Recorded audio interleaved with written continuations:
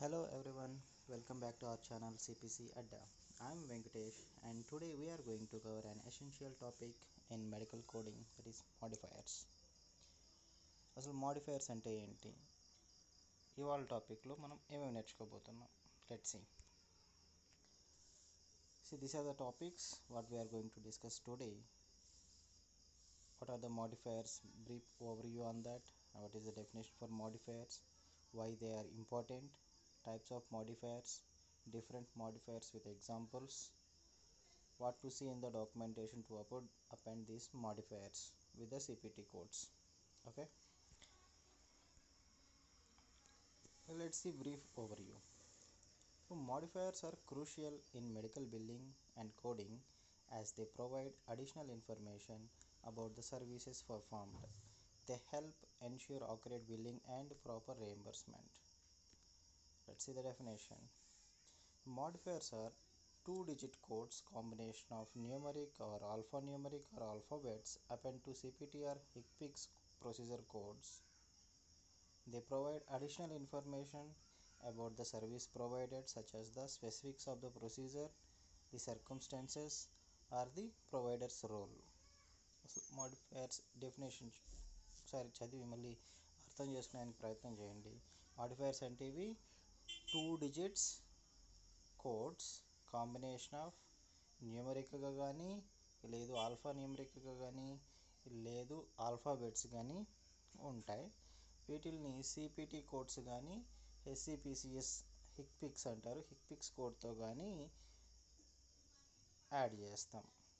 ఇవి అడిషనల్ ఇన్ఫర్మేషన్ని ప్రొవైడ్ చేస్తాయి.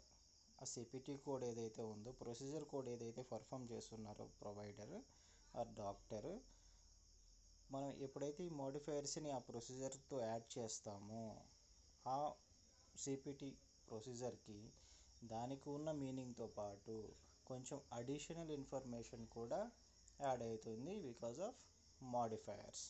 ఓకే, సో న్యూమరిక్ అని చెప్పుకున్నాం, ఆల్ఫా న్యూమరిక్ అని చెప్పుకున్నాం, ఆల్ఫాబెట్స్ అని చెప్పుకున్నాం. సో ఎగ్జాంపుల్ చూడండి, న్యూమరిక్కి మోడిఫైయర్ 22, ఆల్ఫా న్యూమరిక్లో ఎగ్జాంపుల్ P1, ఆల్ఫాబెట్స్లో AA. ఈ P1 అండ్ AA మోడిఫైయర్స్ ఇవి మనకు అనస్థీషియా టాపిక్లో వస్తాయి, అక్కడ డీటెయిల్గా చెప్పుకుంటాం. Okay, let's see why they are important. Let's see అసలు ఈ మోడిఫైయర్స్ మనకు ఎందుకు ఇంపార్టెంట్, ఎందుకు నేర్చుకోవాలి. సిపిటి ప్రొసీజర్స్, హెక్పిక్ ప్రొసీజర్స్ ఉన్నాయి కదా ఆల్రెడీ, వీటితో పాటు మనం మోడిఫైయర్స్ ఎందుకు నేర్చుకోవాలి. ఎగ్జామ్ పాయింట్ ఆఫ్ వ్యూలో చూడండి, సిపిసి ఎగ్జామ్ పాయింట్ ఆఫ్ వ్యూలో మోడిఫైయర్స్ అనేవి చాలా ఇంపార్టెంట్ రోల్ని ప్లే చేస్తాయి. మీకు ఈచ్ అండ్ ఎవ్రీ టాపిక్లో 0 సిరీస్ దగ్గర నుంచి 99 సిరీస్ వరకు ఏవైతే టాపిక్స్ అన్నీ ఉన్నాయో అన్ని టాపిక్స్లో మీకు మోడిఫైయర్స్ కవర్ అవుతాయి. సో మీరు మోడిఫైయర్స్ని బేస్ చేసుకొని కూడా ఆప్షన్స్ని ఎలిమినేట్ చేయొచ్చు. మోడిఫైయర్స్ మీద మంచి అవగాహన ఉంటే కరెక్ట్ ఆన్సర్ని చూస్ చేసుకోవడానికి ఛాన్సెస్ ఎక్కువగా ఉంటాయి, సో దట్ మీరు ఎగ్జామ్ కూడా క్లియర్ అవ్వచ్చు. ఓకే, సో దాంతోపాటు మనకి యాక్చువల్గా మోడిఫైయర్స్ ఎందుకు important. So modifiers they clarity on the procedures performed. It means మనం ఎప్పుడైతే మోడిఫైయర్ని సిపిటి కోడ్కి యాడ్ చేస్తున్నామో డెఫినెట్లీ సిపిటి ప్రొసీజర్లో కొంచెం చేంజెస్ అనేటివి వస్తాయి. మీనింగ్ చేంజ్ అవ్వదు, కానీ కొంచెం అడిషనల్ ఇన్ఫర్మేషన్ యాడ్ అవుతుంది. Okay, improve accuracy.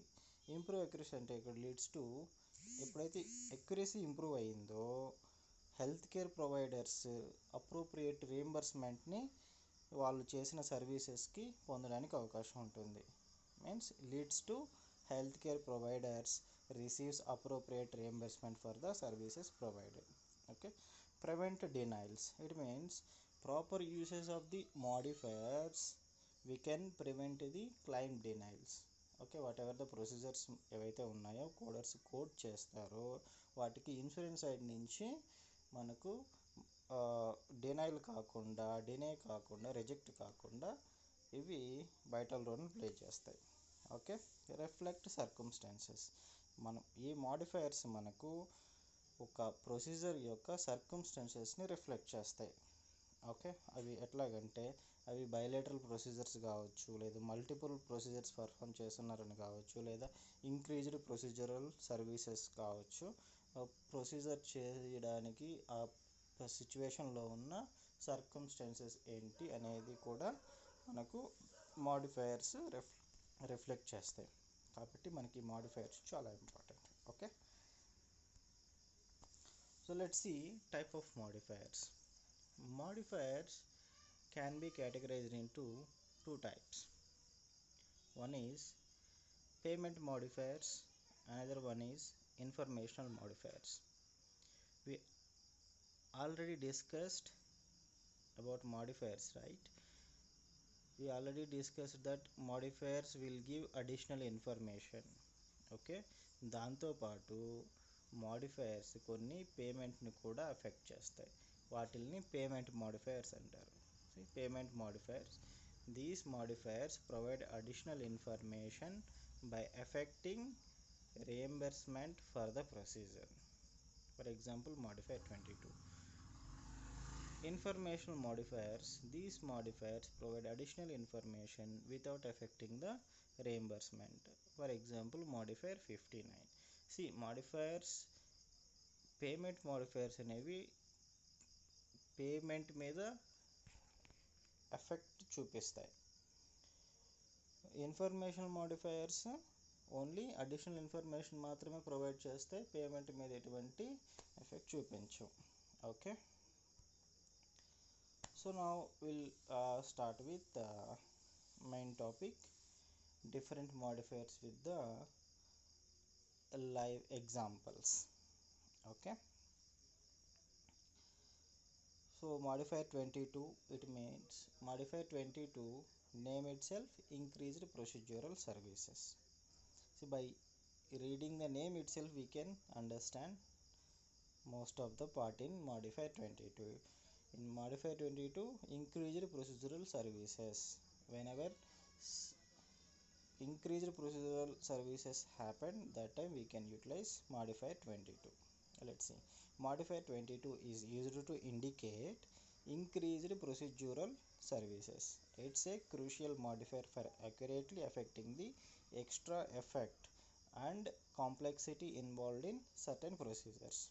Okay, so modifier 22 titled increased procedural services is appended to a procedure code when the work required to perform a service is substantially greater than typically required. Means more time and skills and efforts. ఎప్పుడైతే ప్రొసీజర్లో చేస్తున్న ప్రొసీజర్కి ఎక్కువ time, ఎక్కువ skills లేదా ఎక్కువ efforts అవసరం పడుతున్నాయో ఆ టైంలో మనం మాడిఫైర్ 22ని యూజ్ చేయాలి. సో యూసేజ్ క్రైటీరియా చూడండి, whenever it is taking more time than usual, నార్మల్గా చేసే ఆ ప్రొసీజర్కి అయ్యే టైం కంటే ఎక్కువ టైం పడుతున్నప్పుడు, గ్రేటర్ ఇంటెన్సిటీ అవసరమైనప్పుడు, మోర్ టెక్నికల్ డిఫికల్టీ ఉన్నప్పుడు, లేదు increased physical are mental efforts by the provider. ఈ పాయింట్స్ నోటీస్ చేసినప్పుడు మీరు ఆ ప్రొసీజర్కి మాడిఫైర్ 22 యాడ్ చేయాలి. ఇలా యాడ్ చేయడం వల్ల ఏమవుతుందంటే ఇన్సూరెన్స్ వాళ్ళు ఆ ప్రొసీజర్ ఎందుకు ఎక్స్ట్రా టైం పడిందని వాళ్ళకి రీజన్ అర్థమవుతుంది. ఓకే, సో దట్ రిజెక్షన్ అనేటివి ఉండవన్నమాట. ఎక్స్ట్రా ఎఫర్ట్స్ కూడా నోటీస్ చేయొచ్చు.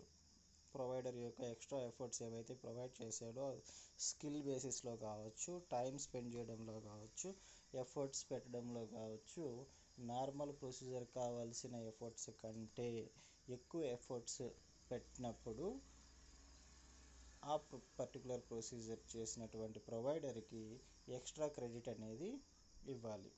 అలా ఇవ్వాలి అంటే మాడిఫైర్ 22ని మనం యాడ్ చేయాలి ఆ ప్రొసీజర్కి. ఓకే, మనకు ఒక ఎగ్జాంపుల్, 2 ఎగ్జాంపుల్స్ చూసి ఇంకా కొంచెం క్లియర్గా అర్థం చేసుకోవడానికి ప్రయత్నిద్దాం.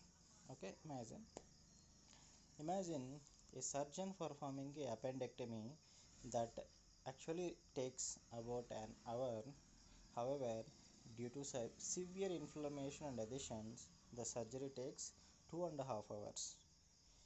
modifier 22 can be appended to the procedure code to indicate the additional effort and time taken by the provider. See, ఇక్కడ ఒక అపెండెక్టమీ ప్రొసీజర్ని డాక్టర్ పర్ఫామ్ చేస్తున్నాడు. పర్ఫామ్ చేసేటప్పుడు యాక్చువల్గా దానికి ఒక గంట టైం పడుతుంది అనుకుంటే, ఈ సివియర్ ఇన్ఫ్లమేషన్ అడిషన్స్ ఉండడం వల్ల ఆ సర్జరీ అనేది 2.5 గంట పట్టిందంట. సో ఈ టైంలో అక్కడ సివియర్ ఇన్ఫ్లమేషన్ అండ్ అడిషన్స్ ఉండడం వల్ల టైం ఎక్కువ తీసుకుంటా ఉంది. ఇక్కడ ఎక్స్ట్రా ఎఫర్ట్స్ పెట్టాల్సిన అవసరం ఉంది ప్రొవైడర్ దగ్గర నుంచి. కాబట్టి ఈ రీజన్ వల్ల ఆ ప్రొసీజర్ గంటలో అవ్వాల్సింది 2.5 గంటలు అయ్యింది. ఇక్కడ provider extra time extra efforts పెట్టినాడు కాబట్టి ఈ ప్రొసీజర్కి మనం modifier 22ని అపెండ్ చేయాలి. Okay, let's see another example. Consider a physician performing a complex skin graft that usually requires minimal time, but in this case took an additional 90 minutes due to extensive scar tissue from previous surgeries.